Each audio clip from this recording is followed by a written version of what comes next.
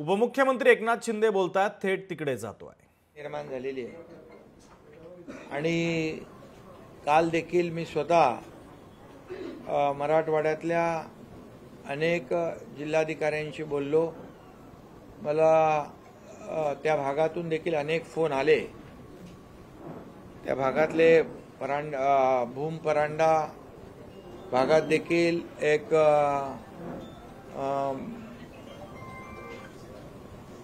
अनेक ठिकाणी काही लोक पुराच्या पाण्यामुळे अडकले होते.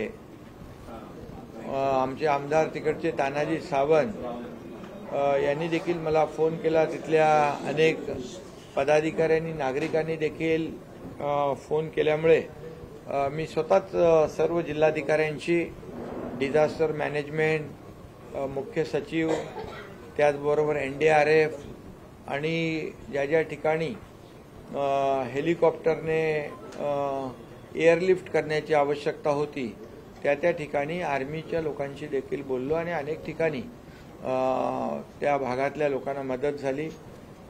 मुख्यमंत्री देखील स्वतः सर्व या घटनाक्रमांवर लक्ष ठेवून होते. त्यांच्याही सूचना सगळीकडे जात होत्या आणि एकंदरीत सर्व जी काही आमची टीम आहे, प्रताप सरनाईक देखील तिथले पालकमंत्री म्हणून ते देखील अगोदर पण दौरा करून आले होते. 4 दिवस 4 दिवसाचा त्यांचा त्या भागामध्ये दौरा होता आणि एकंदरीत मराठवाड्यामध्ये परिस्थिती गंभीर आहे. अनेक जिल्ह्यां मराठवाडा आहे, उत्तर महाराष्ट्र आहे, विदर्भात देखील काही ठिकाणी मोठ्या प्रमाणावर ढगफुटी झाली. पश्चिम महाराष्ट्रात देखील आज शंभूराजे देसाई यांनी देखील अनेक ठिकाणचा उल्लेख केलेला आहे. त्यामुळे अनेक ठिकाणी ढगफुटी सदृश्य परिस्थिती होती. ढगफुटीमुळे एकाच वेळेला फार मोठ्या प्रमाणावर पाऊस पडल्यामुळे खूप मोठ्या प्रमाणावर शेतकऱ्यांचं शेतीचं नुकसान झालेलं आहे आणि शेतीचं नुकसान झाल्याबरोबर शेतीच्या नुकसानीबरोबर मोठ्या प्रमाणावर जमीन देखील खरडून गेलेली आहे. अशी देखील अनेक गावं आहेत की ओढ्याच्या नाल्याच्या बाजूला जी काही गावं आहेत त्या प्रवाहामध्ये संपूर्ण माती वाहून गेल्यामुळे मोठ्या प्रमाणावर तिथं जमिनीची हे झालेली आहे, वाहून गेलेली आहे, खरडून गेलेली आहे. त्या बाबतीत देखील आज कॅबिनेटमध्ये चर्चा झाली आणि झालेल्या नुकसानीच्या पंचनाम्यांच्या संदर्भात देखील चर्चा झालेली आहे आणि युद्ध पातळीवर झालेल्या नुकसानीचे पंचनामे होतील, शेतीचे नुकसानीचे पंचनामे होतील. काही जीवितहानी देखील झालेली आहे, त्यांना देखील तात्काळ सरकारच्या वतीने मदत दिली जाईल. काही गाई, म्हशी, गुरं यांची देखील जनावरांची हानी झालेली आहे. काही ठिकाणी घरांची देखील पडझड झालेली आहे आणि म्हणून अशी एकंदरच ज्या ज्या प्रकारची नुकसान झालेली आहे या बाबतीमध्ये आज कॅबिनेटमध्ये देखील या बाबतीत गांभीर्याने चर्चा झाली आणि शासन म्हणून आम्ही शेतकऱ्यांच्या पाठीशी उभे होतो आणि आजही आहोत आणि उद्याही राहणार आहोत. कारण शेतकरी बळीराजा आपला अन्नदाता आहे. त्यामुळे आमच्या मागच्या 2.5 वर्षाच्या काळात देखील शेतकऱ्यांना मोठ्या प्रमाणावर मदत करण्याचं काम किंबहुना त्यांच्यासाठी योजना राबवण्याचं कामही आपण केलेलं आहे आणि म्हणून या संपूर्ण पार्श्वभूमीवर मुख्यमंत्री महोदयांनी देखील सूचना केलेल्या आहेत की तेही देखील स्वतः सोलापूर जिल्ह्याच्या दौऱ्यावर जाणार आहेत. मी देखील उद्या धाराशिव जिल्ह्याच्या दौऱ्यावर जाणार आहे. माझ्याबरोबर पालकमंत्री प्रताप सरनाईक आणि इतर लोक असतील आणि आमचे सर्व मंत्री जे आहेत हे सर्व मंत्री देखील आपापल्या ठिकाणी तिथे म्हणजे त्यांचाही दौरा वेगवेगळ्या जिल्ह्यांमध्ये शिवसेनेचे देखील सर्व मंत्री ज्या ज्या ठिकाणी ज्या ज्या जिल्ह्यामध्ये मराठवाड्यामध्ये, उत्तर महाराष्ट्रामध्ये, काही ठिकाणी पश्चिम महाराष्ट्रामध्ये देखील जिथं जिथं अतिवृष्टी झालेली आहे आणि नुकसान झालेले आहे त्या ठिकाणी सर्व मंत्री दौरा करतील. महायुतीचे सर्व मंत्री संपूर्ण महाराष्ट्रामध्ये जिथे जिथे अतिवृष्टीमुळे मोठ्या प्रमाणावर नुकसान झालंय त्या ठिकाणी स्वतः जातील आणि त्याची पाहणी करतील आणि संबंधित शासकीय अधिकाऱ्यांच्या बरोबर जिल्हाधिकारी बाकी सर्व अधिकारी जे आहेत कृषी विभागाचे अधिकारी असतील डिझास्टर मॅनेजमेंटचे अधिकारी असतील यांच्याबरोबर चर्चा करतील. आरोग्यमंत्री देखील स्वतः या ठिकाणी दौरा करणार आहेत कारण या सर्व अतिवृष्टीच्या पार्श्वभूमीवर साथीचे आजार देखील उद्भवू शकतात कारण जनावरं देखील मोठ्या प्रमाणावर दगावलेली आहेत. त्यामुळे साथीचे आजार देखील होऊ नये यासाठी आरोग्यमंत्री महोदय त्यांची टीम देखील स्वतः जातीने वेगवेगळ्या जिल्ह्यांमध्ये जाईल आणि एकंदरीत शेतकऱ्यांना दिलासा देण्याची वेळ आहे. शेतकरी आता संकटात आहे आणि शेतकरी संकटात असल्यामुळे आम्ही सर्वजण त्या शेतकऱ्यांच्या पाठीशी आहोत. सरकार शेतकऱ्यांच्या पाठीशी आहे आणि म्हणून ज्या ज्या ठिकाणी ज्या ज्या प्रकारची आवश्यकता आहे मदतीची ती संपूर्ण मदत केली जाईल. आता देखील आम्ही वैद्यकीय मदत कक्षाच्या वतीने डॉक्टर्सची टीम मंगेश चिवटे आणि ते त्यांच्याबरोबर डॉक्टरची टीम आहे, औषधांचे ट्रक्स आहेत, हे देखील एक त्या ठिकाणी रवाना केले. त्याचबरोबर धान्याचं जे जीवनावश्यक वस्तू आहेत त्या जीवनावश्यक वस्तू देखील त्या ठिकाणी रवाना केलेल्या आहेत.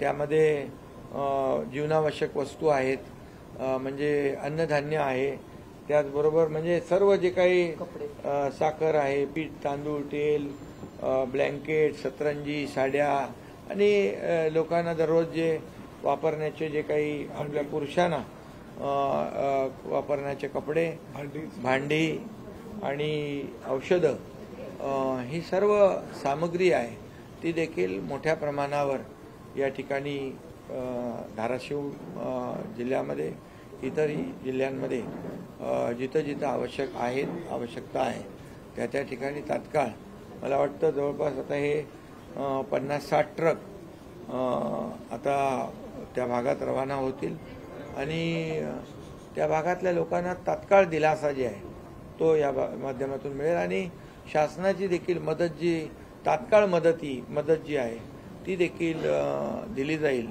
आणि पंचनामे झाल्यानंतर सर्व शेतकऱ्यांना या ठिकाणी सरकार पूर्णपणे मदत करेल, त्यांच्या पाठीशी सरकार उभं राहील.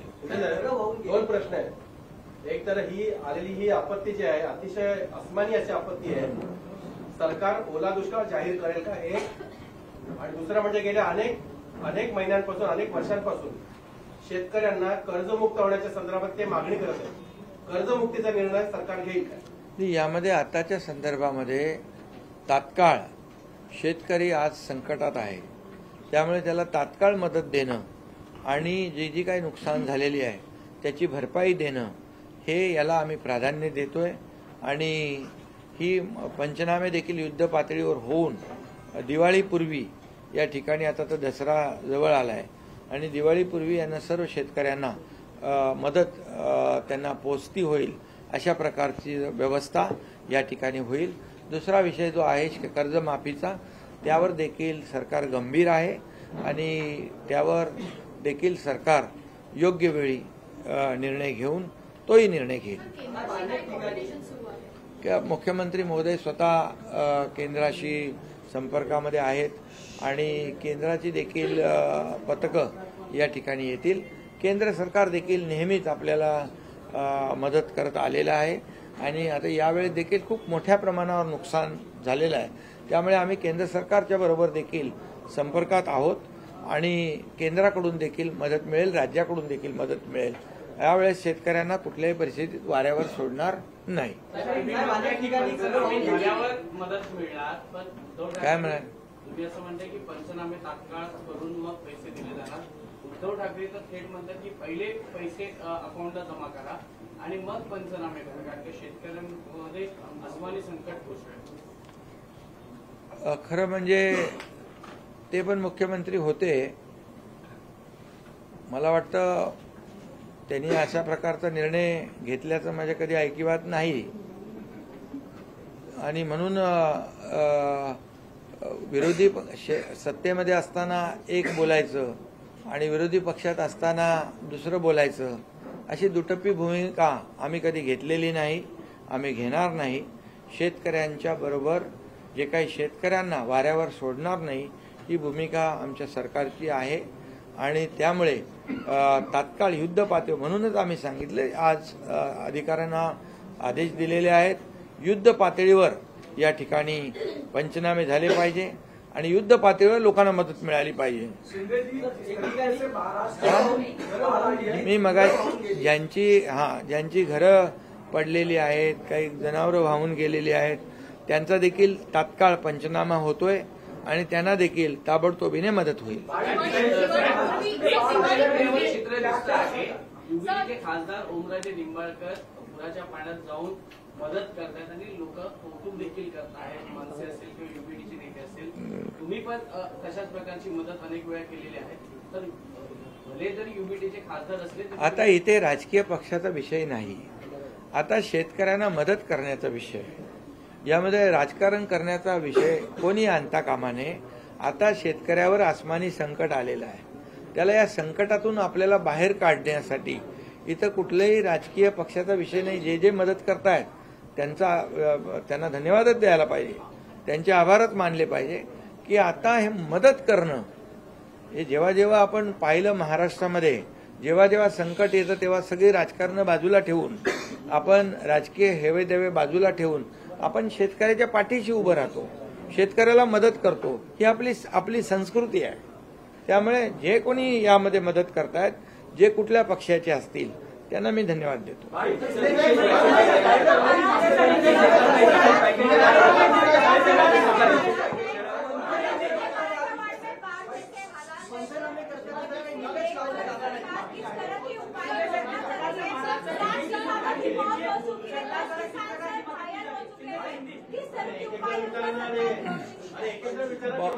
बहुत ही दुर्भाग्यपूर्ण ये सब परिस्थिति है. ये किसानों के ऊपर आया हुआ बहुत बड़ा आसमानी संकट है, ये बहुत बड़ी आपदा है और ये मराठवाड़ा में और ज़्यादा विशेष करके मराठवाड़ा में काफ़ी बारिश हुई है. ये मर्यादा लिमिट से बाहर बारिश हुई है. उत्तर महाराष्ट्र में, पश्चिम महाराष्ट्र में, विदर्भ में भी कई जिलों में ये भारी बारिश की वजह से लोगों को काफ़ी नुकसान पहुंचा है. मुझे कल भी कई मराठवाड़ा से कई जिलों में से फ़ोन आ रहे थे कि हम यहाँ फंसे हुए हैं, हमें यहाँ से निकाला जाए. हमारे वहाँ के विधायक तानाजी सावंत, उनके कई गांव के लोगों ने, कई पदाधिकारियों ने बार बार फ़ोन किया था और तब जहाँ जहाँ हेलीकॉप्टर की ज़रूरत थी तब हेलीकॉप्टर से उनको एयरलिफ्ट भी किया गया. और इसलिए मैं कल भी कई जिलाधिकारियों से, विभागीय आयुक्त जी से मैंने कल बातचीत की और जायजा भी लिया हुआ है. आज भी कैबिनेट में बहुत ही गंभीरता से इस विषय पर चर्चा हुई है. मुख्यमंत्री महोदय जी ने भी सभी को सूचना दी हुई है कि ऐसे हालात में हम किसानों के बीच जाने चाहिए और हर जिले में जहाँ जहाँ बाढ़ है, वो भी खुद मुख्यमंत्री जी सोलापुर जाने वाले, मैं भी खुद धाराशिव जाने वाला हूँ. मेरे साथ पालक मंत्री प्रताप सरनाईक जी हैं और हमारे मंत्री जो है सभी शिवसेना के भी मंत्री जहाँ जहाँ आपदा आई है वहाँ जाने वाले हैं और महायुति के भी सभी मंत्री सब जगह जहाँ जहाँ ये आपदा आई हुई है, वहाँ किसानों का नुकसान हुआ है वहाँ जाएंगे, वहाँ का जायजा लेंगे डायरेक्ट और वहाँ क्या परिस्थिति है, क्या क्या नुकसान हुआ है, इससे अधिकारियों से बातचीत भी करेंगे और वार फुटिंग पर जो पंचनामा है वो भी करने होगा. और जल्द से जल्द हमारी कोशिश है कि किसानों को राहत मिले, किसानों को पैसे मिले। भाई किस तरीके से 2000 करोड़ से ज्यादा आप लोगों ने आज कैबिनेट में मंजूर बिल्कुल। किया, अलग अलग तरीके से लोगों को राहत देने के लिए अपोजिशन कह रहा है या यूपीटी के लोग कह रहे हैं कि सरकार गंभीर नहीं है और अभी तक किसानों को मदद मिलनी चाहिए वो नहीं मिल पा रही। देखिए, अभी इसमें तो ऐसे समय में विपक्ष को भी राजनीति नहीं करनी चाहिए। अब ये किसान जो है, किसान संकट में है, आपदा में है, तो ऐसे समय में सब लोगों ने मिलकर किसानों को राहत देने का काम करना चाहिए, न कि राजकारण करना चाहिए। इसलिए मैं यही कहूँगा, आज ही जो आंकड़े हमारे पास थे 2000 करोड़ लगभग डिसबर्समेंट हुई है और उन किसानों को तो तुरंत पैसे मिलेंगे, लेकिन ये अभी 2-4 रोजों से जो भारी बारिश हो रही है ढकपुटी जैसे, तो इसके भी पंचनामे जो है ये बहुत ही वार फुटिंग पे हो जाएंगे। और जिनके घर टूटे हुए हैं, घर बह गए हैं, कि कई लोगों के पशु जानवर जो है, गाय भैंस जो भी है वो भी बह गए हैं, तो इसका जल्द से जल्द फास्ट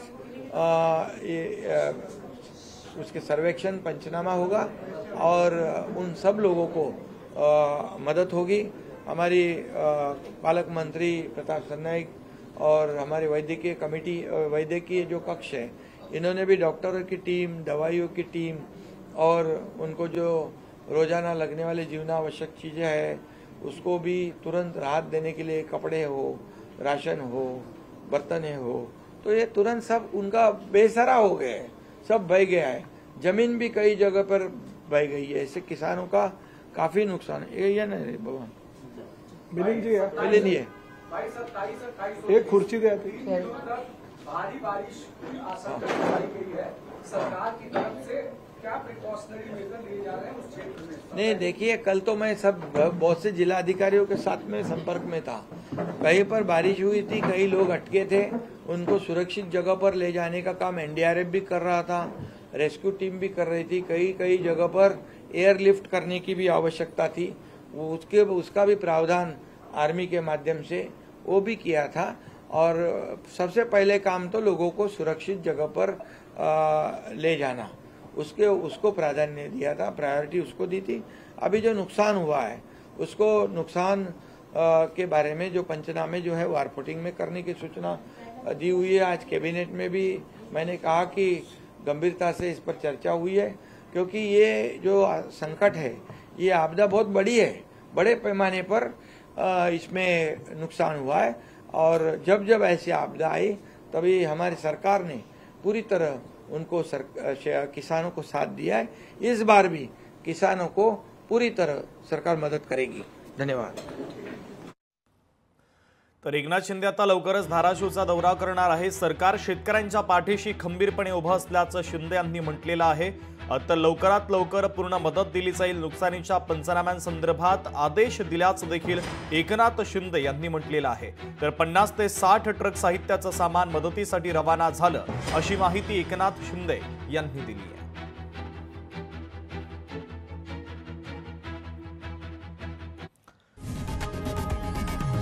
लोकशाही मराठी ऐका, पहा, जागरूक रहा।